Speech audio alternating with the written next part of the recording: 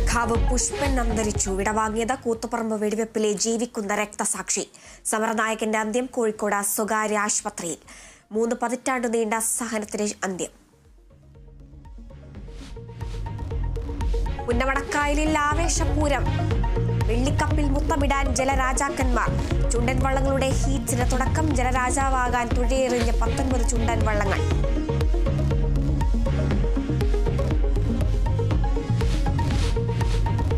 വിവാദങ്ങൾക്കിടെ NCP മന്ത്രിസ്ഥാനത്തിൽ തീരുമാനം. Thomas K Thomas മന്ത്രിയാകുമെന്ന് PC ചാക്കോ. അന്തിമ തീരുമാനം ശരത് പവാറുമായുള്ള കൂടിക്കാഴ്ചയിൽ. വിവരങ്ങളുടൻ മുഖ്യമന്ത്രിയെ അറിയിക്കും.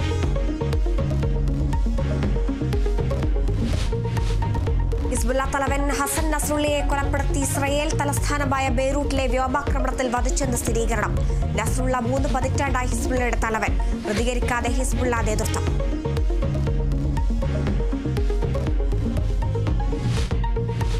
ADGP MR അജിത് കുമാറിനെ മാറ്റണമെന്ന നിലപാടിലുറച്ചു CPI. നടപടി വേണമെന്ന് CPI CPM-നെ അറിയിച്ചു. നിയമസഭാ സമ്മേളനം തുടങ്ങും മുൻപ് നടപടി വേണമെന്ന ആവശ്യം. RSS ബന്ധമുള്ള ഉദ്യോഗസ്ഥൻ LDF സർക്കാരിൽ ADGP ആകാൻ പാടില്ലെന്ന് ബിനോയ് വിശ്വം.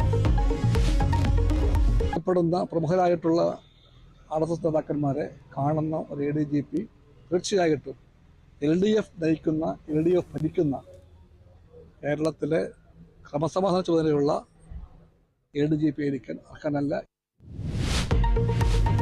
CPIM മലപ്പുറം ജില്ലാ സെക്രട്ടറിക്കെതിരെ PV അൻവർ, EN മോഹൻദാസ് RSSകാരനെന്ന ആരോപണം. മുസ്ലിം ആയതിനാൽ തന്നോട് വിരോധം. മോഹൻദാസിന് ഇസ്ലാം എന്നാൽ ഭീകരതയെന്നും PV അൻവർ. ഫോൺ ചോർത്തലിൽ സർക്കാരിനോട് റിപ്പോർട്ട് തേടിയിട്ടുണ്ടെന്നും മറുപടിക്കായി കാത്തിരിക്കുമെന്നും ഗവർണർ. അർജുന് വിട നൽകി ജന്മനാട്. മൃതദേഹം വീട്ടുവളപ്പിൽ സംസ്കരിച്ചു. അന്ത്യാഞ്ജലി അർപ്പിച്ച് വൻ ജനസഞ്ചയം. കണ്ണീരോടെ വിട ചൊല്ലിയുറ്റവർ. ആദരാഞ്ജലി അർപ്പിച്ച് മന്ത്രിമാരും ജനപ്രതിനിധികളും.